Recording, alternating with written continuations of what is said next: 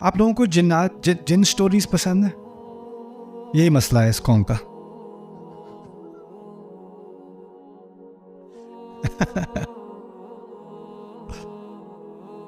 جنات کے بارے میں قرآن نے بات کی ہے. تھوڑی سی جن سٹوری سنتے ہیں، تھوڑی سی قرآن سے جن سٹوری. اللہ تعالیٰ نے جب قرآن کے نازل کرنے کا فیصلہ کیا، 7ویں آسمان سے اوپر قرآن نازل ہونا شروع ہوا، اس کے بارے میں تھوڑا تدبر کرتے ہیں اس کے بارے میں. یہ جو کائنات ہے نا، پہلا سما ہے. یہ جو ستارے ہمیں نظر آ رہے ہیں نا، یہاں تک ہمیں پتہ چلا ہے کہ اس کائنات کی فزیکل یونیورس کی جو عمر ہے فی الحال تقریباً 13.9 بلین لائٹ ایئرس. یہ عمر ہے اس کی.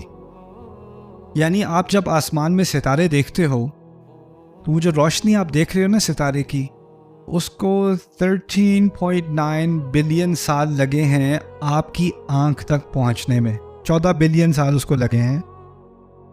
آپ کو پتہ ہے روشنی کی سپیڈ، اس کی رفتار کیا ہے، لیکن اس رفتار کے باوجود وہ اتنا سفر کر کے آپ کی آنکھ تک پہنچی ہے. شاید آپ کو اندازہ ہو نہ ہو، جب آپ سورج کی روشنی کو دیکھتے ہو تو وہ روشنی آپ کی آنکھ تک پہنچنے میں اس کو 8 منٹ لگتے ہیں. آپ سورج کو نہیں دیکھ رہے، آپ سورج کو جو جیسے وہ 8 منٹ پہلے تھا وہ دیکھ رہے ہو اصل میں، کیونکہ اس کی روشنی کو یہاں تک آنکھ تک پہنچنے میں 8 منٹ لگ جاتے ہیں. تو آپ اندازہ کریں ستارے کتنے اربوں کے اوپر وہ ستارے آپ کی آنکھ تک پہنچ رہے ہیں. ٹھیک ہے، تو آپ تاریخ کو دیکھ رہے ہو. جب آپ کسی ستارے کو دیکھ رہے ہو نا، تو ایک بہت قدیم تاریخ کی طرف آپ کی نظر جا رہی ہے. اللہ تعالیٰ نے فرما دیا وَلَقَدْ زَيَّنَّا السَّمَاءَ الدُّنْيَا بِمَصَابِيحَ. ہم نے سب سے نچلا آسمان، کتنے آسمان ہیں؟ 7. اللہ کہتے ہیں سب سے نچلا آسمان میں نے ستاروں سے مزین کیا. یعنی جہاں تک انسان کو ستاروں کا علم ہے، وہ کون سا آسمان ہے؟ پہلا آسمان ہے. اس کے بعد اس کے مقابلے میں دوسرا آسمان ہے، جو روایت میں پتہ چلتا ہے اس کے مقابلے میں دوسرا آسمان ایسے جیسے یہ ایک انگوٹھی ہو اور وہ ایک صحرا ہو.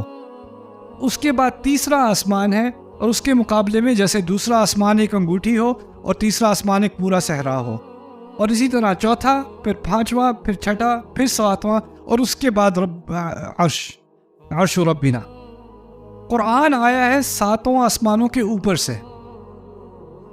آپ اندازہ کریں کوئی واقعہ ہوا ہوتا تھا، رسول صلی اللہ علیہ وسلم کسی نے کافر نے آ کے کوئی سوال پوچھ لیا، اور وہاں سے جبریل کو حکم ملا کہ آپ رسول کو یہ آیت دیں.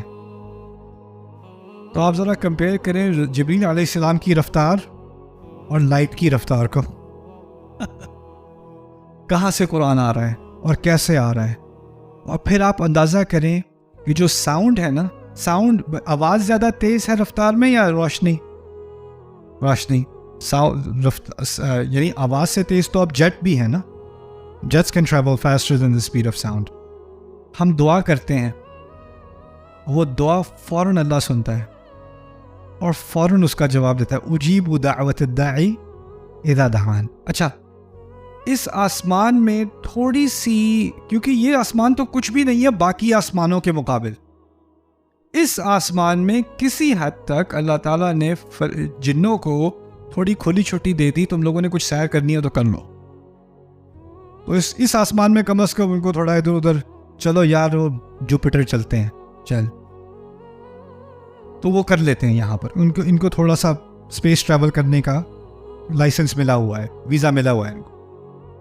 اللہ تعالیٰ نے جب قرآن نازل کرنے کا فیصلہ کیا 7 آسمانوں کے اوپر سے جبریل علیہ السلام کے ہاتھ، تو ان کے ساتھ ایک پوری فرشتوں کی فوج تیار کی.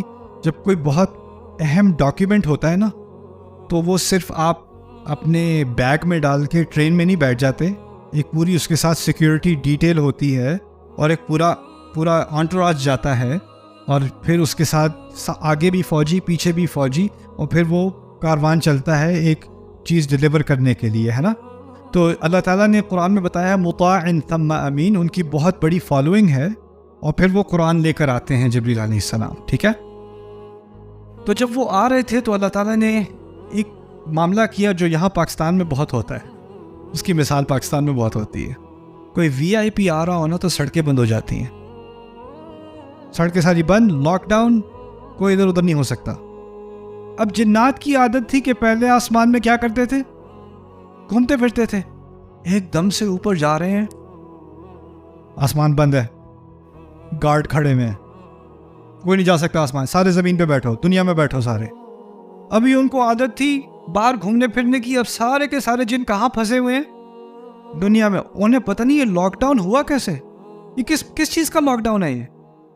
ہم جب بھی جاتے ہیں اوپر، ہم پہ شوٹنگ ہوتی ہے، ہمیں نیچے بھیج دیا جاتا ہے، ہم جا ہی نہیں سکتے باہر۔ اب دنیا میں قید ہو گئے سارے کے سارے جن۔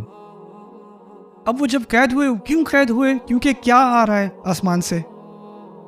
قرآن نازل ہو رہا ہے۔ قرآن کے نازل ہونے کے لیے تمام آسمان کو لاک ڈاؤن کر دیا، اور جنات زمین میں قید ہو گئے کچھ عرصے کے لیے۔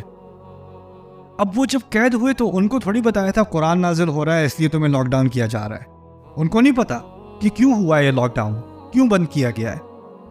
تو جب یہ لاک ڈاؤن ہوا تو انہیں پتا تھا یہاں کچھ ہونے والا ہے بھائی، یہاں کچھ تو ہونے والا ہے یہاں پہ، ہمیں پتہ نہیں کیا ہونے والا ہے لیکن کچھ تو ہونے والا ہے۔ تو اس پر انہوں نے تبصرہ کیا، نہ جانے، کہتے ہیں وَأَنَّا لَا نَدْرِي، اور ہمیں کچھ علم نہیں تھا، کچھ کلو نہیں تھا ہمیں، أَشَرٌ أُرِيدَ بِمَنْ فِي الْأَرْضِ أَمْ أَرَادَ بِهِمْ رَبُّهُمْ رَشَدًا، کیا کوئی شر یعنی کوئی بہت بڑا نقصان، کوئی بہت خراب کام ہونے والا تھا، جو خراب کام کی نیت تھی اہل زمین کے لیے، یا ان کا رب ان کے لیے کوئی ہدایت چاہ رہا تھا؟ ہمیں نہیں پتا تھا کہ ان میں سے کیا، یا تو کوئی ہدایت آنے والی ہے، یا اس دنیا کو برباد کیا جانے والا کو بہت بڑا شر اس طرف آ رہا ہے، ہمیں نہیں پتا تھا۔ یہ تعبیر ہے أَشَرٌ أُرِيدَ بِمَنْ فِي الْأَرْضِ أَمْ أَرَادَ بِهِمْ رَبُّهُمْ رَشَدًا۔ اب غور سے سننا اور آپ مجھے بتانا، اگر میں کہوں خرابی کا ارادہ کیا گیا، خرابی کا ارادہ کیا گیا، اور پھر میں کہوں اللہ نے اچھائی کا ارادہ کیا، پہلی تعبیر کیا کہی تھی میں نے؟ خرابی کا ارادہ کیا گیا۔ جو پہلی تعبیر ہے اس میں نے اللہ کا ذکر کیا نہیں، کس کا ارادہ ہے اس کا ذکر کیا نہیں۔ دوسری میں جب میں نے کہا اللہ نے اچھائی کا ارادہ کیا، اللہ کا ذکر کیا۔ جنات کو اس وقت سے بھی اللہ تعالیٰ کے بارے میں بات کرنے کی تمیز ہے، برائی کے لفظ کے ساتھ اللہ تعالیٰ کو منسوب نہیں کریں گے، کہیں گے کیا کوئی برائی تھی جس کا ارادہ کیا گیا تھا زمین والوں کے لیے؟ اللہ تعالیٰ کا لفظ استعمال نہیں کیا۔ اچھائی کی، ہدایت کی بات آئی، کیا کہتے ہیں؟ ام اراد بہم ربهم رشدا، یا پھر ان کے رب نے ان کے لیے کوئی ہدایت کا ارادہ کیا تھا، کسی ہدایت کا ارادہ۔ سبحان اللہ، ہر چیز اللہ تعالیٰ کی طرف سے ہے، لیکن اللہ تعالیٰ کے معاملے میں ادب اور تمیز کا ایک تقاضا ہے۔ قرآن صرف معلومات نہیں دیتا، اللہ تعالیٰ کے بارے میں بات کرنے کی تمیز بھی سکھاتا ہے۔ فلسفی جو ہے نا، وہ خدا کے بارے میں جیسے چاہے بات کرے، کیا خدا کوئی ایسا پتھر اٹھا سکتا ہے جو جو اٹھانے کے لیے ناممکن ہو، یا کوئی ایسا پتھر بنا سکتا ہے جس کو وہ کبھی نہ اٹھا سکے؟ اس طرح کی باتیں وہ بکواس کرتے ہیں اللہ تعالیٰ کے بارے میں۔ کیوں؟ کیونکہ اللہ تعالیٰ کے بارے میں وہ صرف ایک فلسفی کانسیپٹ کے لحاظ سے بات کر رہے ہیں، ان کو اللہ تعالیٰ کے معاملے میں کوئی لحاظ، کوئی ادب، ان کی عظمت کا کوئی بالکل احساس نہیں ہے۔ لیکن جنات کو نامعلوم ہوتے ہوئے بھی اتنا احساس ہے کہ کوئی خرابی کی بات کریں گے تو ساتھ میں کس کا لفظ استعمال نہ ہو؟ اللہ تعالیٰ کا یہ لفظ استعمال نہ ہو۔